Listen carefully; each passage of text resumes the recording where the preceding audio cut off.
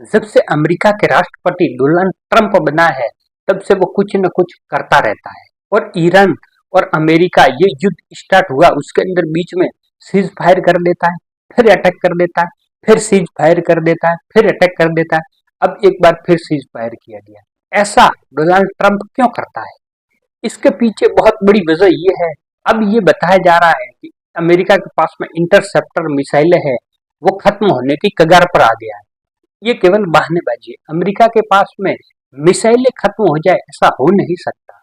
जानबूझ के Donald Trump एक बार अटैक करता है, एक बार सीज फायर करता है। इसके पीछे डोनाल्ड ट्रंप अपनी जो कंपनियां है, उनको फायदा पहुंचाना चाहता है, इसलिए ऐसा कर रहा है। इसके पीछे बहुत बड़ी वजह यही है, क्योंकि डोनाल्ड ट्रंप ने वेनेजुएला के राष्ट्रपति निकोलस मादुरो को उठाया।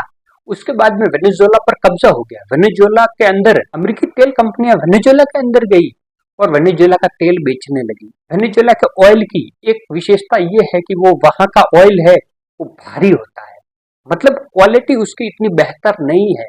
उसको रिफाइन करने के अंदर खर्चा ज्यादा आता है, इसलिए उसको थोड़ा सस्ता देना पड़ता है। बल्कि ईरान, सऊदी अरब, कुवैत, यूएई, इन देशों के पास में जो ऑयल है वो अच्छी क्वालिटी का है, तो उसको रिफाइन करने के अंदर खर्चा कम आता है।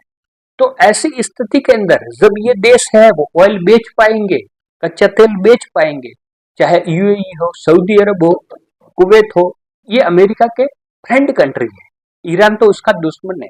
ये फ्रेंड कंट्री भी ऑयल बेचने लग जाएंगे, तब वेनेजुएला जैसे घटिया ऑयल को कौन लेगा?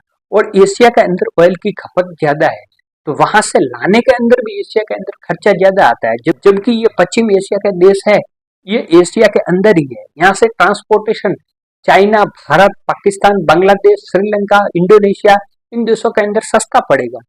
इसीलिए है वो डोनाल्ड ट्रंप इन देशों को युद्ध के अंदर उलझा करके रखना चाहता है। जैसे ही अमेरिका ईरान पर अटैक करेगा, बदले के अंदर ईरान की जो आईआरजीसी है, वो हॉर्मोन स्टेट से एक भी जहाज निकलने नहीं देगी।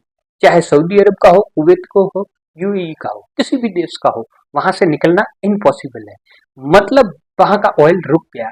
तो फिर लोगों के पास में यही ऑप्शन बचता है कि जो घटिया किस्म का वेनेजुएला का ऑयल है, उसको खरीदना, उसको रिफाइन करने के अंदर खर्चा भी ज्यादा आ रहा है, तो भी मजबूरी के अंदर उसको खरीदना पड़ रहा है, क्योंकि उसके बिना ऑप्शन ही नहीं है। और ऑयल के प्राइस ऐसे ही बढ़ जाते हैं, तो अमेरिकी कंपनियों को फायदा हो जाता है, क्योंकि उसको थोड़ा $2-5 है वो सस्ता भी दे देते हैं, तो भी अमेरिकी कंपनियों को फायदा है। क्योंकि जैसे ही ईरान के अंदर इसराइल या अमेरिका कोई मिसाइल मारता है, तो ऑयल के प्राइस बढ़ जाते हैं, क्योंकि ईरान है वो हॉर्मोन स्टेट को ब्लॉक कर देता है। इस तरह से अमेरिका इस खेल को पूरी तरह से अपने कंट्रोल के अंदर रखना चाहता है कि जो भी ऑयल वर्ल्ड के अंदर बिक रहा है, वो अमेरिका जब चाहेगा तब बिकवाएगा, जब चाहेगा उसको बंद करवा देगा। वो चाहे किसी भी तरह से देश पर युद्ध करके कर सकता है, किसी देश पर कब्जा करके कर सकता है, किसी देश के साथ में दोस्ती करके कर सकता है। इस तरह से अमेरिका है पूरे वर्ल्ड के ऑयल को कंट्रोल करना चाहता है। उसके अंदर सबसे बड़ी रुकावट है रूस था, तो रूस को अमेरिका ने यूक्रेन के अंदर उलझा करके रख दिया है, तो रूस वहां पर उलझा हुआ है। तो रूस पर भी अमेरिका ने प्रतिबंध लगा दिए। यूरोपीय संघ ज्यादातर रूस का ऑयल खरीदता था, उसने पूरी तरह से बैन कर दिया। तो इस तरह से अमेरिका धीरे धीरे विश्व के ऑयल पर कंट्रोल हासिल करता हुआ जा रहा है। ये दुनिया के लिए बड़ी खतरनाक चीज होने वाली है। अमेरिका है वो बड़ी दूर की सोच लेकर चल रहा है कि विश्व के अंदर जो भी ऑयल बिकेगा वो अमेरिकी कंपनियों का बिकेगा। इसीलिए वेनेजुएला के राष्ट्रपति निकोलस मादुरो को उठा करके वेनेजुएला के अंदर अमेरिकी कंपनियों की एंट्री करवा दी। इस तरह से ये अमेरिका विश्व के अंदर अपने व्यापार, अपनी कंपनियों को भेज रहा है। बाकी आपके इस विषय पर क्या राय है वो कमेंट बॉक्स में जरूर रखें। वीडियो पसंद आया तो लाइक कर दीजिए, दोस्तों के साथ में शेयर कर दीजिए। ऐसा ही वीडियो हमारे चैनल पर आते रहता है।